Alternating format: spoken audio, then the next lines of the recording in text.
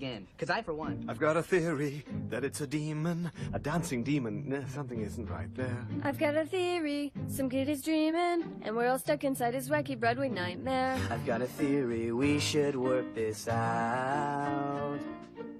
It's getting eerie, what's this cheery singing all about? So speaking of theories, a theory of learning is intended to describe and explain how people learn, including the mechanisms and the processes involved. The word theory itself in casual conversation usually means an idea or a supposition. However, when we're talking about a scientific context, theories are provisionally accepted as true and are used to generate a number of testable hypotheses. Chapter 8 of our Spector text discusses the most well-known theories of learning and performance, including first the 6 perspectives in which theories of education arise. Behaviorism focuses almost exclusively on directly observable things to explain learning.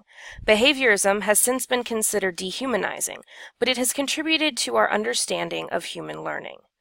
As behaviorism proved to be inadequate at explaining complex human learning, cognitivism came into focus. Cognitive explanations involve the unobservable notions of expectations and executive processing to explain that which is directly observed. Constructivism seeks to describe how it is that people come to know and understand the world. People naturally construct mental models to interpret a situation, to respond to a puzzling situation, to explain unusual phenomena, or to predict outcomes. Critical theory encompasses any perspective that challenges accepted practices on the grounds that the impact and effects on people are dehumanizing and oppressive. Humanism focuses on the value of the individual and personal freedom. Many humanists refer to Maslow's hierarchy of needs, in which learners must first attend to the most basic of needs, such as food and shelter, before they are capable of satisfying their higher-order needs of belongingness, esteem, and eventually self-actualization. The theory of learning involves stable and persisting changes in what a person knows and can do. Learning theories do not specifically tell us how to design instruction, but they are helpful in providing a way to conceptualize instruction and design practical frameworks to support learning and instruction. Okay. I know what you're doing. Really? Yes.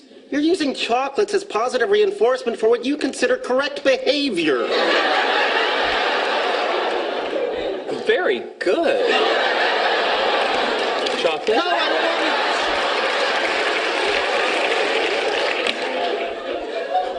Sheldon, you can't train my girlfriend like a lab rat. Actually, it turns out I can.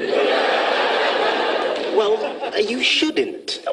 There's just no pleasing you, is there, Leonard? You weren't happy with my previous approach to dealing with her, so I decided to employ operant conditioning techniques, building on the works of Thorndike and B.F. Skinner. Yet by this time next week, I believe I can have her jumping out of a pool, balancing a beach ball on her nose.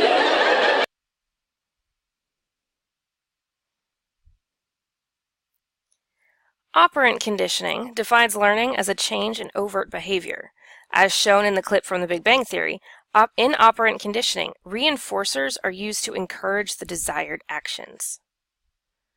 Social learning theory closely relates to Vygotsky's ideas and supports the notion that people learn from each other by such processes as observation, imitation, and modeling.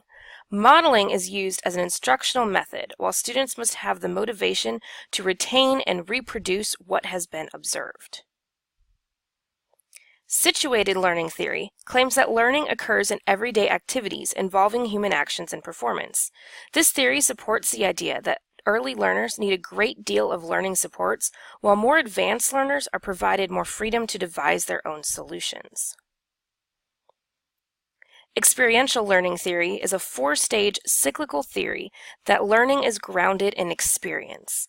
A learner observes and reflects on what they have experienced, then forms concepts or rules based on the experience, and then applies those concepts or rules to future experiences. Cognitive load theory attempts to explain why learning may or may not occur in some situations. This theory takes into account a person's short-term memory limitations, noting that intrinsic load, extrinsic load, and germane cognitive load all affect a learner's limitations. The theory of change is often required by those who provide funding for educational reform. It is usually built on existing theories and explains why one would expect a proposed intervention to result in the anticipated outcomes. Different aspects of all of these theories can be seen in our everyday life, as well as our own lessons. Can you find them in yours?